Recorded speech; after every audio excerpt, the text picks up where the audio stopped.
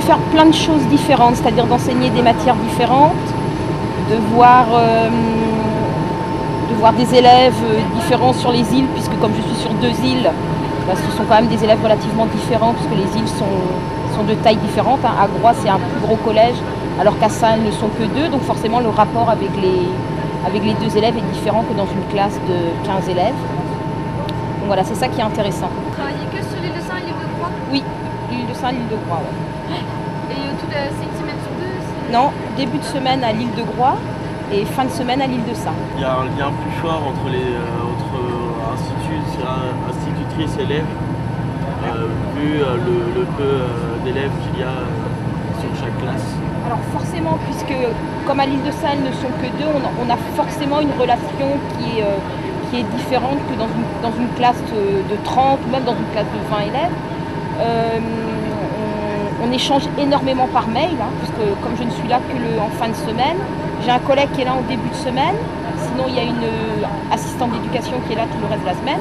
Mais effectivement, quand elles ont des questions à poser, on échange énormément par mail. Et c'est vrai qu'on a une relation un petit peu privilégiée enseignant-élève. Tous leurs cours ont lieu sur l'île. Après, c'est des cours qui ont lieu en visio pour la plupart du temps.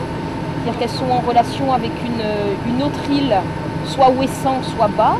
Et donc elles ont des cours en visio dans ce cadre-là. Mais sinon, tous les cours leur sont donnés sur leur île. C'est ce qui est important d'ailleurs de maintenir, pour elles, de maintenir une structure. Sinon, s'il n'y a pas de collège, elles sont obligées de partir sur le continent. C'est justement qu'un petit groupe comme ça, c'est peut-être mieux pour apprendre, accumuler les connaissances. Je crois que ça nous permet de cibler les difficultés qu'elles ont et donc d'être à même de mieux leur expliquer quand elles ne comprennent pas quelque chose. Après, c'est vrai qu'elles ne sont pas confrontées à un groupe, donc c'est difficile pour elles de comparer leurs idées avec des enfants de leur âge. Mais je crois que c'est plus un atout qu'un inconvénient, je pense.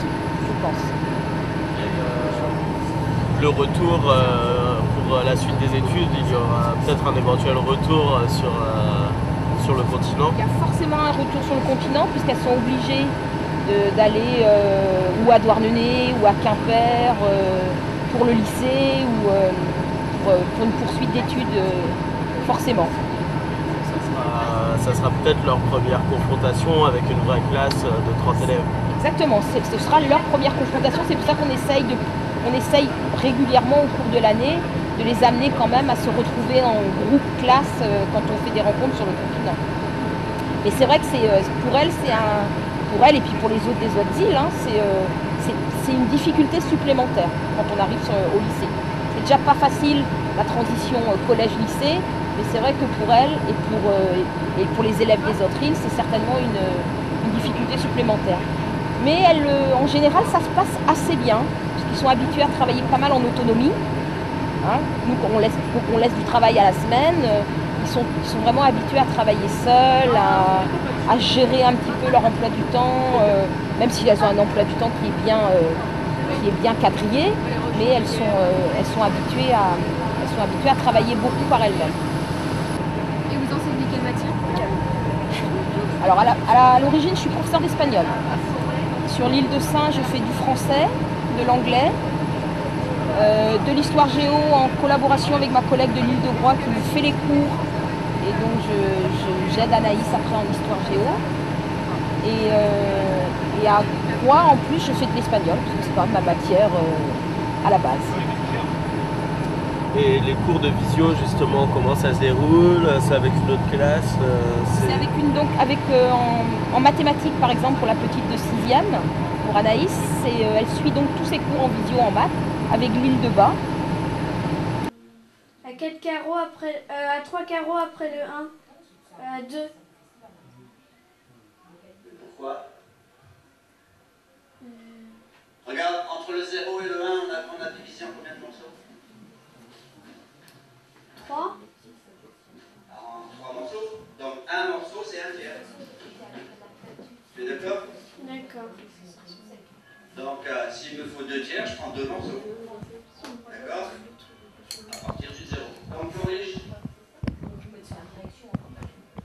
l'enseignant à l'île de Bas, ils sont 2 en 6e également.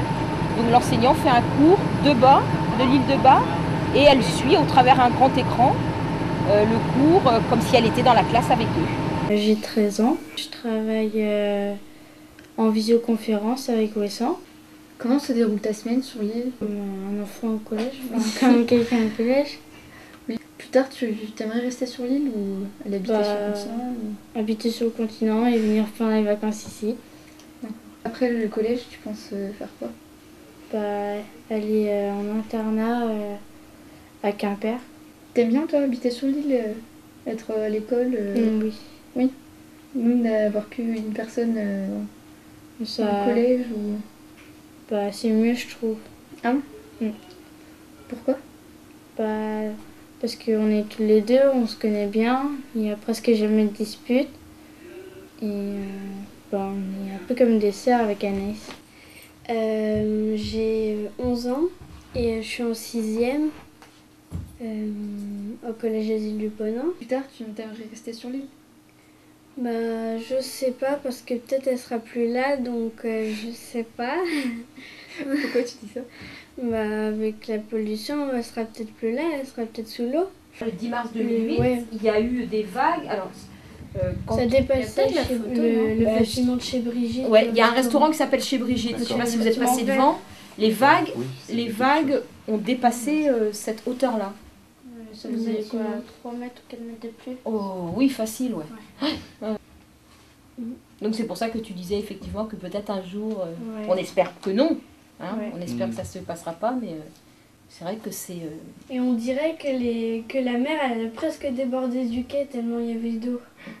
Mais ça débordait, mais l'eau elle n'était pas jusqu'au quai. D'ailleurs, en ce moment on entend les vagues au Giver. Ça fait... on sent que ça bouillonne. Ouais. Hmm. Là-bas au Giver, ça fait agité. Ben, il y a le phare de l'île de Saint qui est Il y dans, a la vieille dans la aussi. chaussée. Ouais, mais c'est dans le rat de Saint, quoi. Il y a l'Armène, mais ouais, c'est dans le Ratsin aussi. Il y a le phare Il y a de, le du- Giver, il y a le phare de Benbrial, il y a le Gever, il y a l'Armène, Il y a le phare de l'île de Saint. mais qui est dans l'eau, quoi, qui est dans la chaussée de Saint, quoi. Ouais, mais il y a aussi le phare. Ah oui, bien sûr, oui, pardon. Comment on va découvrir tout ça? C'est vrai que ça passe vite une journée. Hein. Ouais, c'est cool. C'est souvent court et puis souvent... Même les touristes ils disent oh j'aurais pas pu tout voir alors que sur la carte elle est si petite.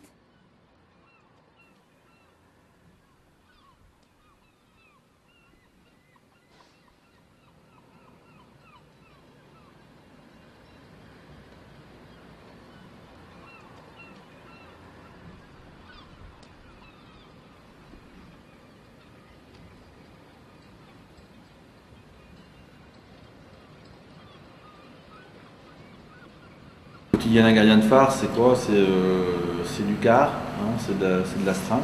Donc en plus ça c'est particulier parce qu'on s'occupe, on a aussi la gestion des groupes électrogènes de l'île.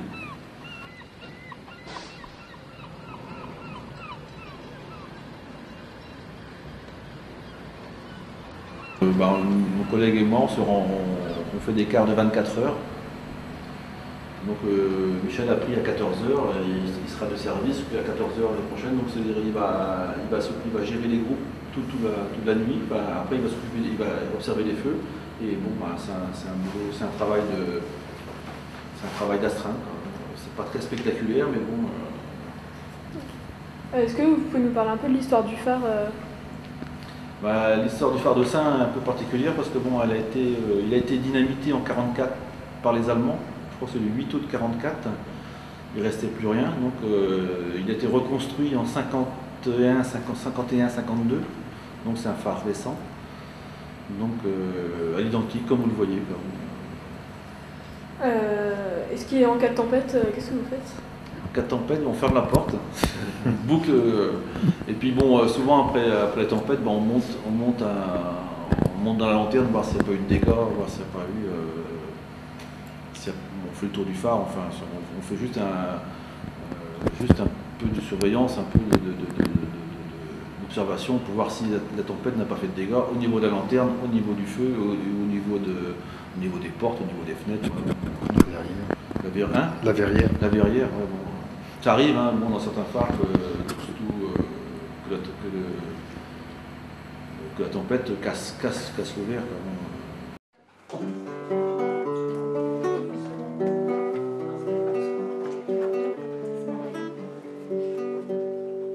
Marie, Jeanne, Gabrielle, entre la mer et le ciel, battu par tous les grands rats de l'océan, ton pays s'est endormi.